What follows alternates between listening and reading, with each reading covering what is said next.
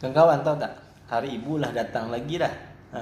Jadi hari ini ada Hari Emak sedunia.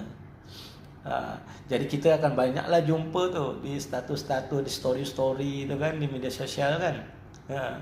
Dikata engkau lah matahariku, tanpamu aku tak berdaya, engkau lah surgaku, di bawah telapak kakimu ada harumnya surga. Banyak-banyaklah kata-kata mutiara yang muncul kan.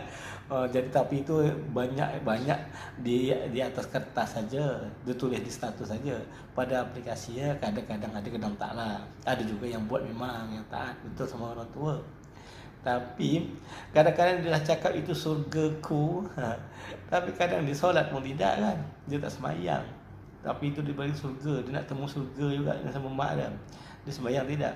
Habis tu kadang-kadang tu dia katakan mak dia surga dia, tapi baju laki dia mak dia yang cuci. Baju dia mak dia cuci, baju anak-anak dia mak dia cuci. Habis tu sarapan dia mak dia yang buat, sarapan laki dia mak dia buat, apalagi yang anak dia. Jadi semua benda dia tengok bersih je. Dia kata kan mak kan dah biarlah mak di rumah, kami kasih duit. Segitunya rendahnya mak dia. Tapi mak ni kena nak sayang cucu kan, sayang anak tak apalah. Pada ini masalah sebenarnya tahu. Ya, hati-hatilah dengan mak tu. Jadi jangan sampai ngajak orang ngopi, sering ngajak kawan, sering ngajak ngopi, ajak mak sekali, kadang-kadang sekali, kadang-kadang tak. Jadi hati-hati, jangan salah lah. Orang tua ni beza pelakuannya. Kita anggap macam betul lah, kita dah kasih duit, kemudian tinggal kat rumah, tapi semua pekerja dia kerjakan. Hati-hati, ni bahaya sangat ni. Ini bukan saya nak sindir siapa, cuma saya ni hati-hati saja. Kenapa saya cakap ni? Saya memang tak ada mak lagi pun. Tak ada tak mak, tak ada ayah, jadi agak lebih tenang sikit lah.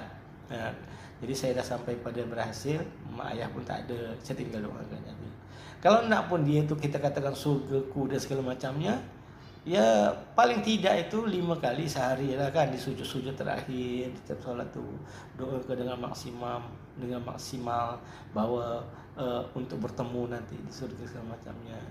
Bukan pakai sekuntum bunga, bukan pakai kata-kata mutiara, tapi aplikasi di lapangannya mak dia suruh semua kerja. Jangan sampai nanti anak lupa mana mak mana bapak dia. Kalau dia lupa itu dah bahaya.